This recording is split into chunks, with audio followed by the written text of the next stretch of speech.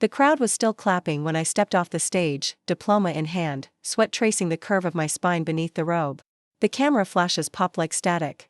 I spotted him near the side doors, arms crossed, mouth flat, smile. He said that I did, hold it longer. Look proud, not smug. I adjusted my lips. The photographer angled us. I held the scroll tighter. As soon as the flash faded, Martin leaned in. His breath carried the familiar sharpness of coffee and dismissal. You've always been nothing special, he murmured, quiet enough that no one around us turned. I didn't flinch. I just kept smiling. Dad, no offense, he added, glancing past me toward the dean. But you get applause for things most people don't bother celebrating. You studied. So what? I graduated top of my class. Exactly. He grinned as if proving a point. You're good at rules. That's not greatness. Behind me, someone said, congratulations again. I turned, nodded, then looked back at him. Are you done? Martin chuckled. Still sensitive. That's your mother in you. She left early. She always does. Silence between us, but not around us. Laughter from the other end of the hallway, a burst of balloons, someone calling for group photos. He adjusted his tie. You want to get dinner? I blinked. With you? Celebration dinner. I told your mother I'd offer. She said you'd probably decline. She was right. He studied me. You're angry. I'm something. Martin exhaled through his nose. It's not personal, kid. I just want you to be better. You think applause means you're there? It doesn't. I don't need a lecture on the steps I've taken. Then don't act like you've climbed Everest. Did you come just to minimize me, or was that a spontaneous bonus? You always go dramatic when you're cornered. I tilted my head. And you always get cruel when you're unsure. He paused. There it was. Unsure of what? He asked. Whether you've done enough to matter. To me. To anyone. His jaw twitched. Watch it. I smiled again, calm this time. Still scared of a girl telling the truth? You wouldn't know the truth if it burned your hands. I turned then. Not because I was done, but because I'd just begun. You can tell yourself whatever you need to. I've stopped needing anything from you. He said nothing. The weight of it was louder than all the applause. I passed Mom on the way out. She stood near the parking structure, arms folded like she was cold despite the heat. I told him not to say anything harsh, she said quietly. You also told him I'd decline dinner. I thought you'd want space. I thought he'd fake pride, at least until dessert. Her eyes flickered. He thinks he's motivating you. He thinks he owns the language of value. Don't do this today. You mean don't make it real? She looked away. I watched a father nearby lift his daughter off the ground, spinning her slightly, his laugh echoing against the concrete. Her robe flew out like a sail. Mom followed my gaze. It's different. Yes, it is. She touched my elbow lightly. Your father's always been. I know exactly what he's always been. You could be gentler. With whom? With the man who made you. No, I said, too clearly for her comfort. He didn't make me. He watched while I made myself. She said nothing. Go home, Mom. She hesitated, then nodded. Call me later. I won't. Her lips parted. Then she left. I stood under the archway alone, cap in hand, the ceremony dissolving behind me. The wind lifted the edge of my program, the gold lettering catching the light. Dean's honors. Academic excellence. Scholarship distinction, nothing special. I laughed. Just once. Sharp, soft. He'd given me something, after all. A sentence I would set fire to, and rebuild everything from its ashes. Congratulations, Professor Lin said, gripping my hand with both of hers. You've made this department proud. Thank you. I kept my smile firm. A camera flashed. You're her father? Someone asked Martin. You must be very proud. He gave a tight nod. She's obedient. Always has been. The woman's expression flickered. Well, she's more than that. Brilliant, actually. Martin turned away like the conversation bored him. I caught it in the corner of my eye. Let it pass. I posed. I accepted handshakes. I heard praise and laughed at jokes. But in the back of my mind, the word repeated itself. Nothing. It wasn't the syllable. It was the certainty in his voice. I walked home from the reception. 42 minutes. I needed every step. My apartment was silent when I arrived, curtains drawn, air stale. I left the lights off, eased my shoes off with the toe of one foot. Nothing special. I'd made tea without thinking. I didn't drink it. He'd said it before. I just hadn't known to hear it. I was 9 when I brought home a state science fair ribbon. 3rd place. I remember holding it up in the kitchen like it was gold. Martin glanced over the top of the sports section. 3rd? I nodded. They give those to anyone now. I didn't answer. Just stood there, the ribbon drooping in my hand. You beat your cousin's SAT score, he said once. I was 17. Maybe he was hungover. He doesn't drink, I said. He shrugged. Must have been tired, then.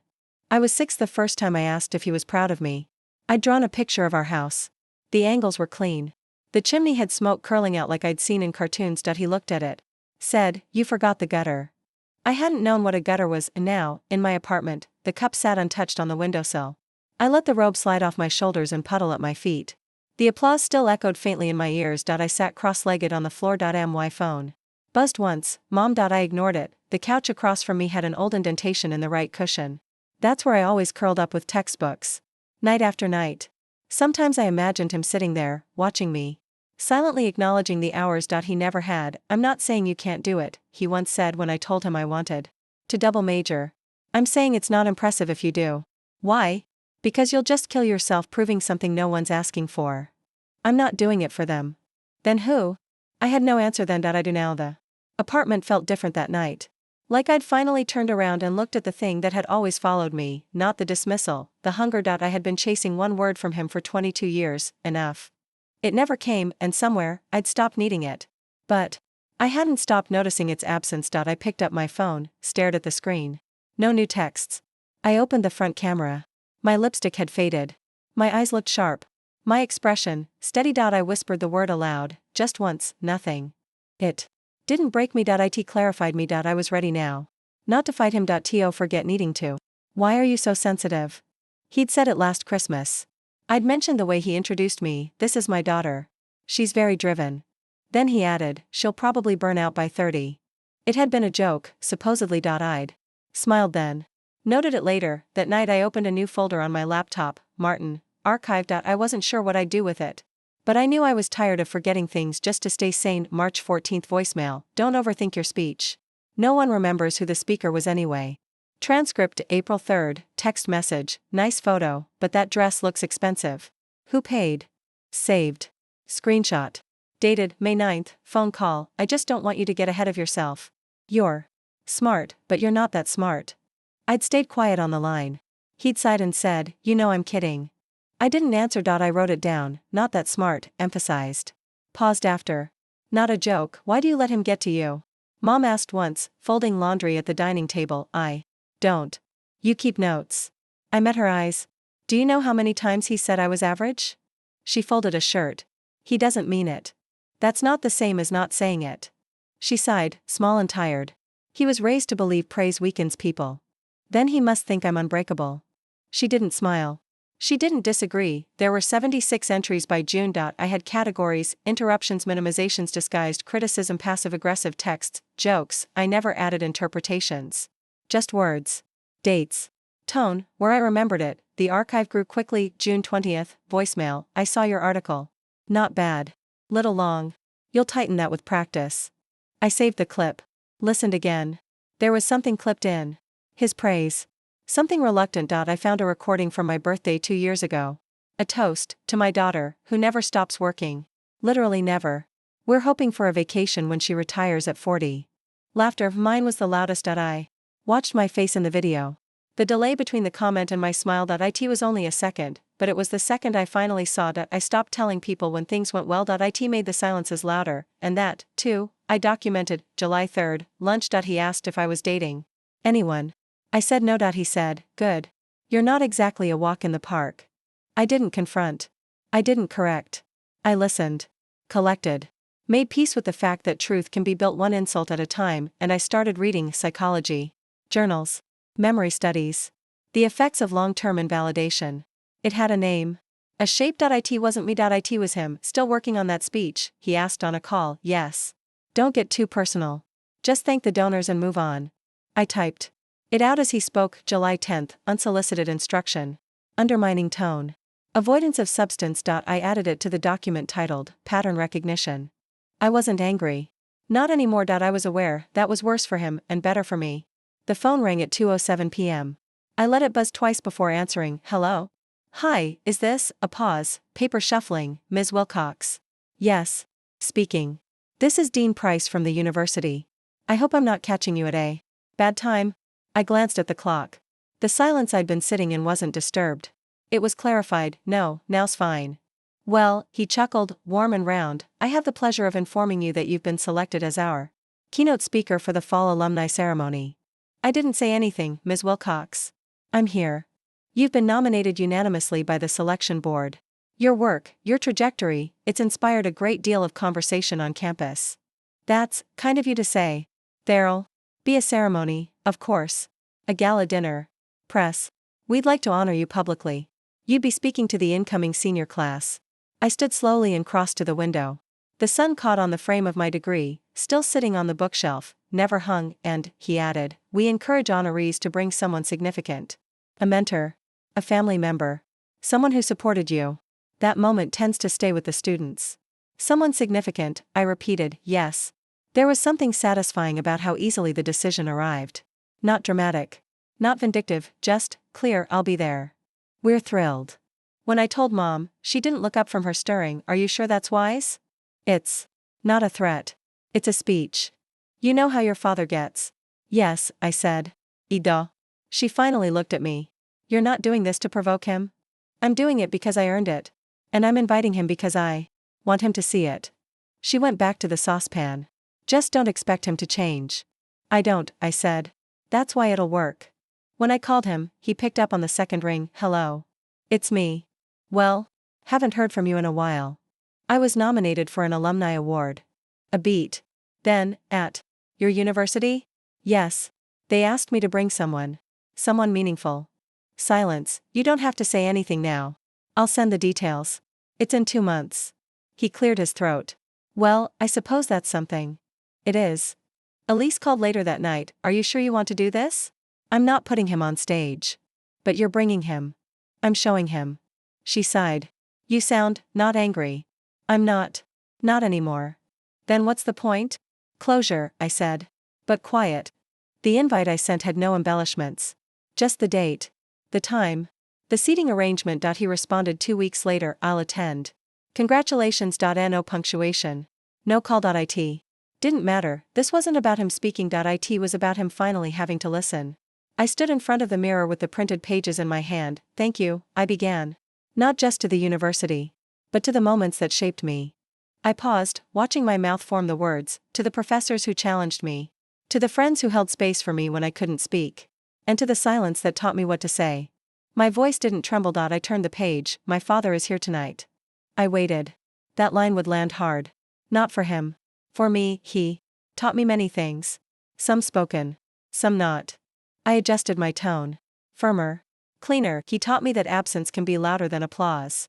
I exhaled.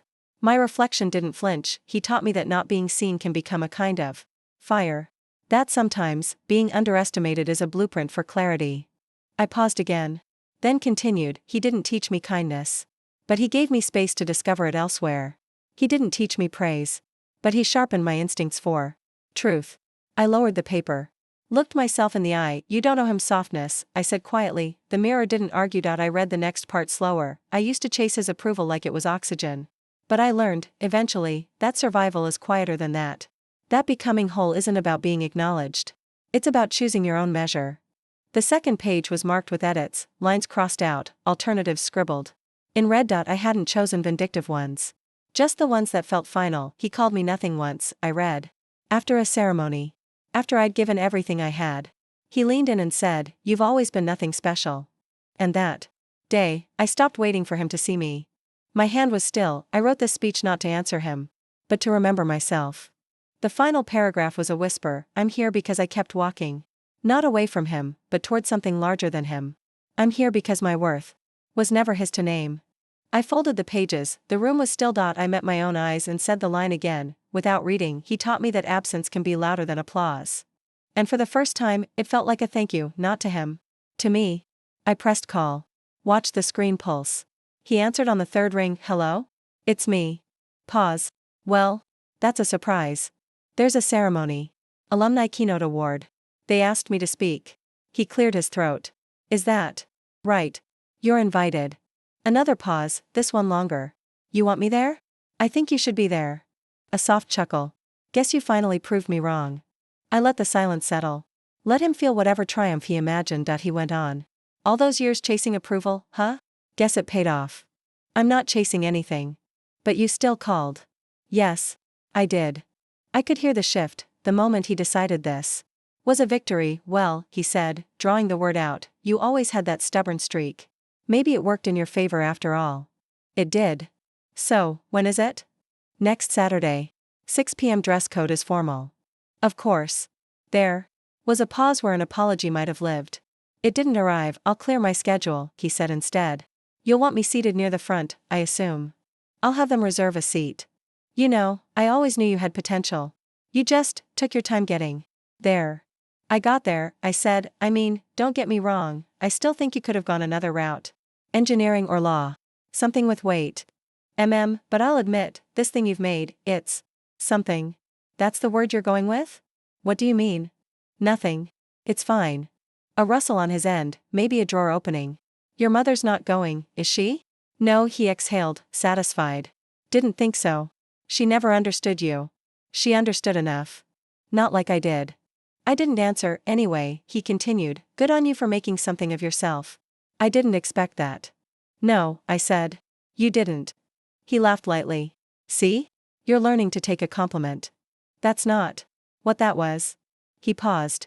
You've gotten sharper. Just quieter. Well, he said, I'll see you Saturday. You will. Looking forward to it. I know. I ended the call before he could say more. The next morning, I sent the formal invitation. Email and print. 1 seat reserved, center left, 4th row, not too close. Not hidden. He replied within the hour. Got it. I'll be there.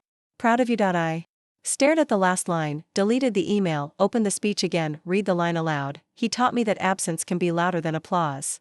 And smiled. I stood just inside the curtains, watching him. Martin Simmons, he said, gripping someone's hand. Yes, her father. The man nodded politely. Martin kept talking.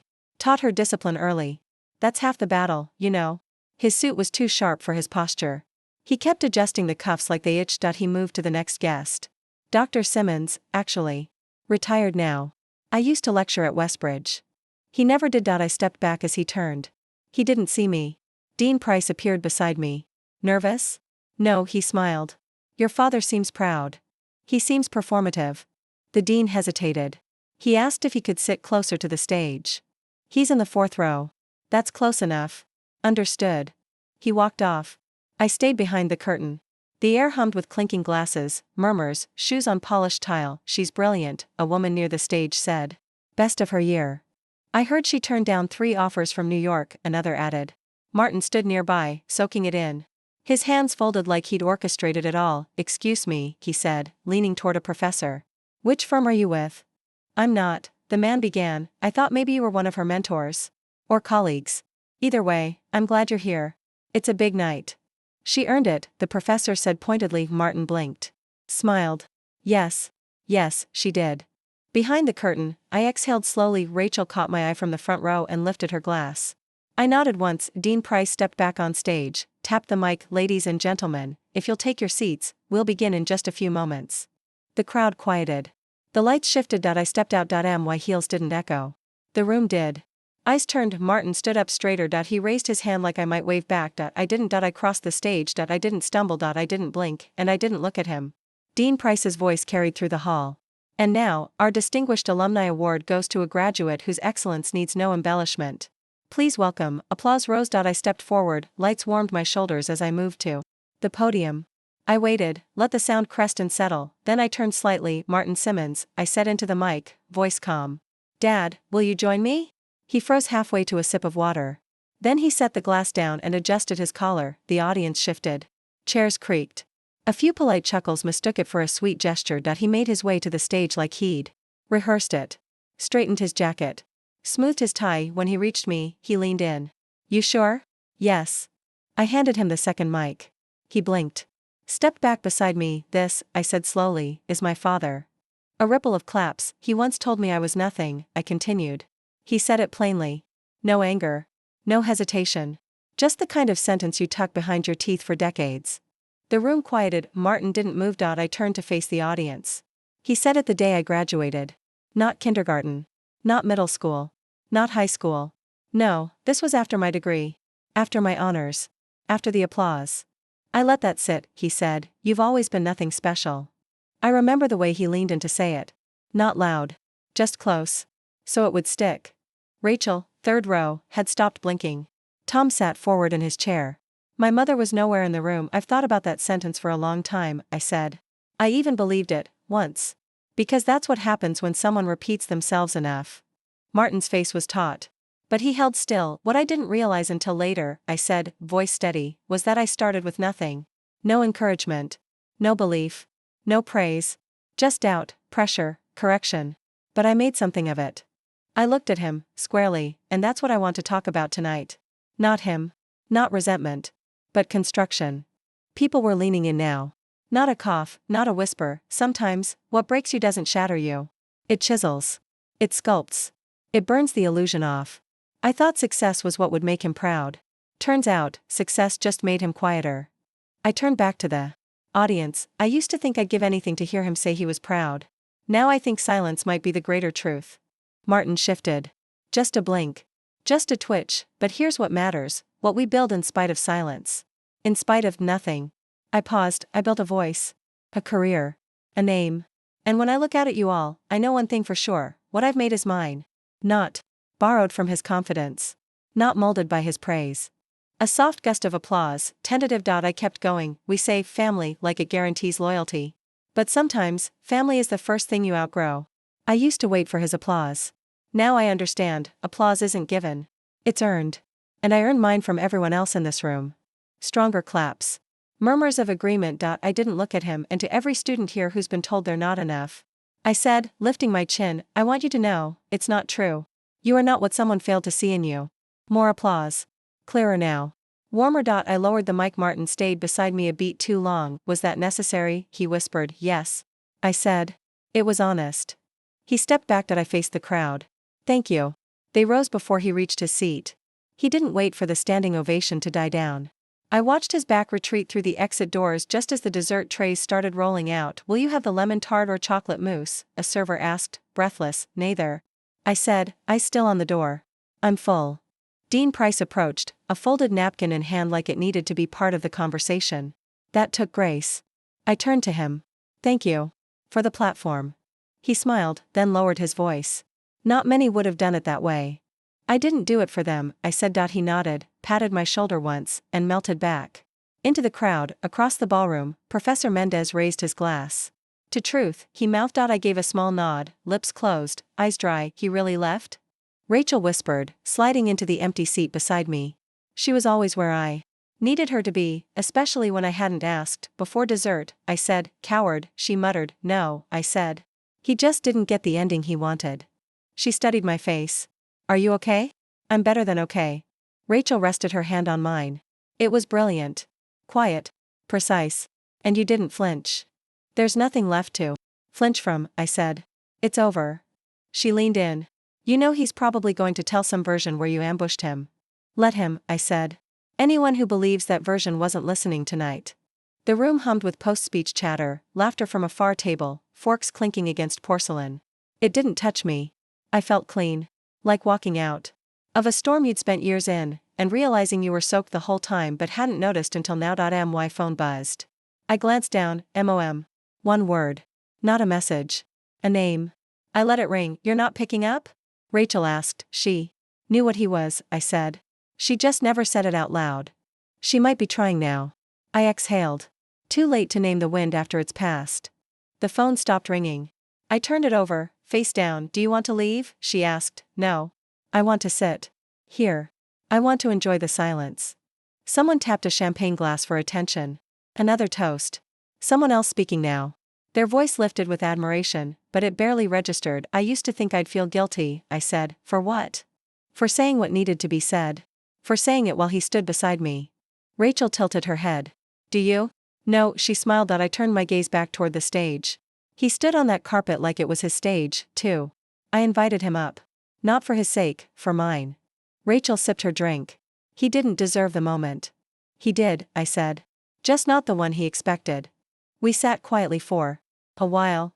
I felt the ache in my heels, the soft pressure of the seat cushion, the warmth in my chest where anger used to sit. He raised you to doubt, she said, and I doubted everything. Except that voice inside me. The one he couldn't get to. He heard it tonight. He did.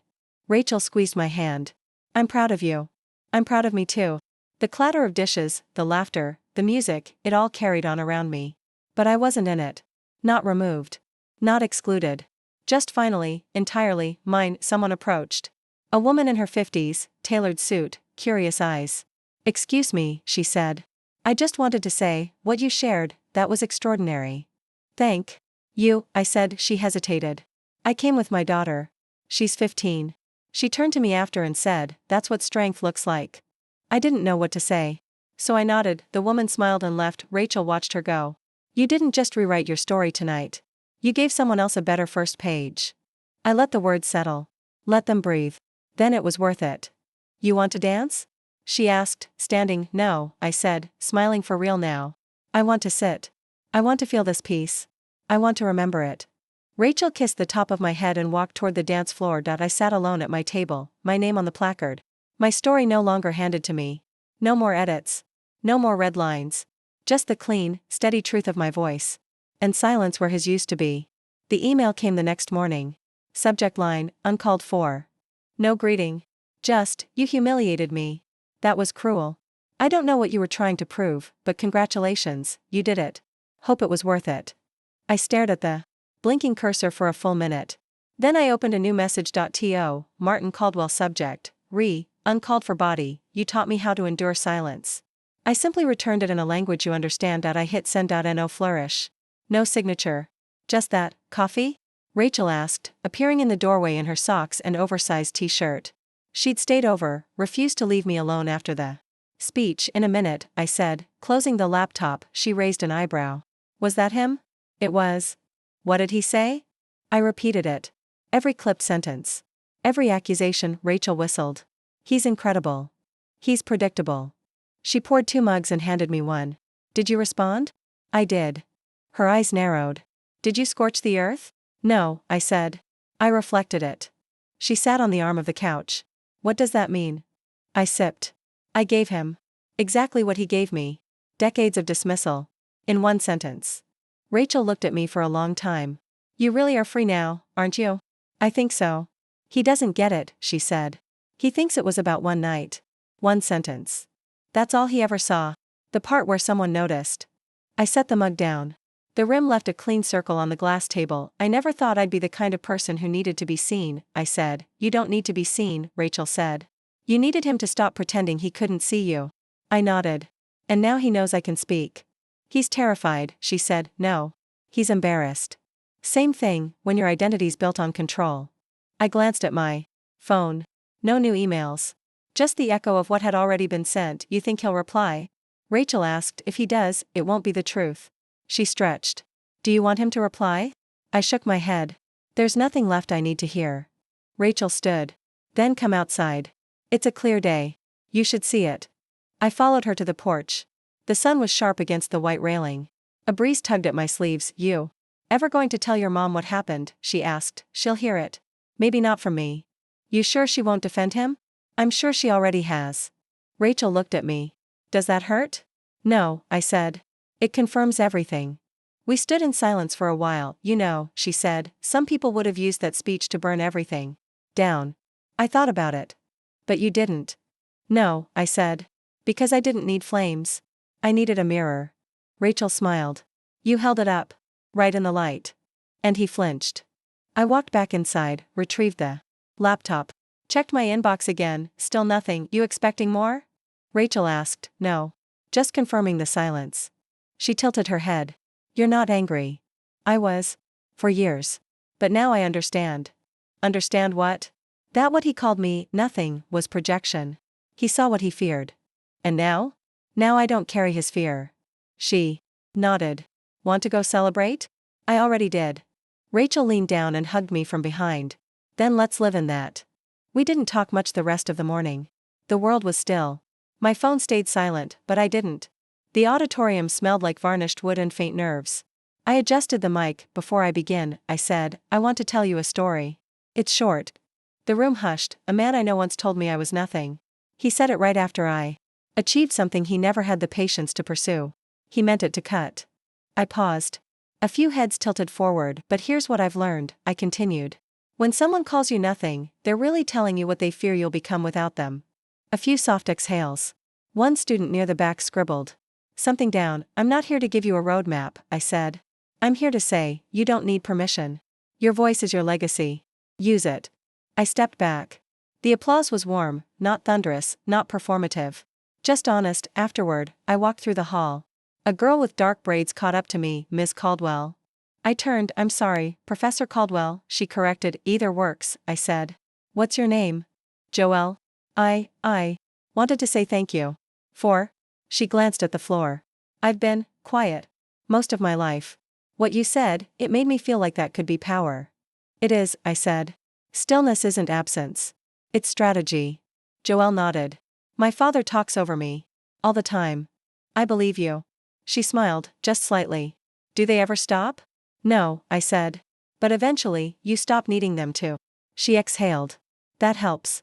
A lot. Keep speaking, Joelle. I will. I left the building and crossed the quad. A voice called after me, Caldwell. Dean Price jogged up, slightly out of breath. Great talk, he said, smoothing his tie. Even better than the ceremony. I was less formal. You were more honest. I smiled. Can I ask something? He said, of course. Your father, was he? He was in the front row last time, I said. He isn't here. Today. Dean Price nodded. I wondered. I invited him then, I added. He declined this one. Dean Price raised an eyebrow. Regret, maybe? I wouldn't know. I don't check anymore. He laughed softly. You've got a clean spine, Caldwell. Took time. He shook my hand. Keep speaking. They're listening. I made my way down the stone steps, heels tapping in rhythm. The sun caught the edge of the alumni fountain. Rachel was waiting. By the gate, coffee in hand. Well, she asked. I said it. All of it? Enough of it. She handed me the cup. I read his follow-up. Of course you did. You made me feel invisible, she quoted. The irony. I didn't reply. Good. We started walking. You regret anything? She asked. No. Even calling him up to the stage? No, I said. That was the gift. She smirked. You've changed. I've returned. To? The version he couldn't erase. Rachel linked her arm with mine. You hungry? She asked. Starving. There's a new cafe on Jefferson. I want pancakes. You always want pancakes. Today, I earned them. We crossed the street. I didn't look back.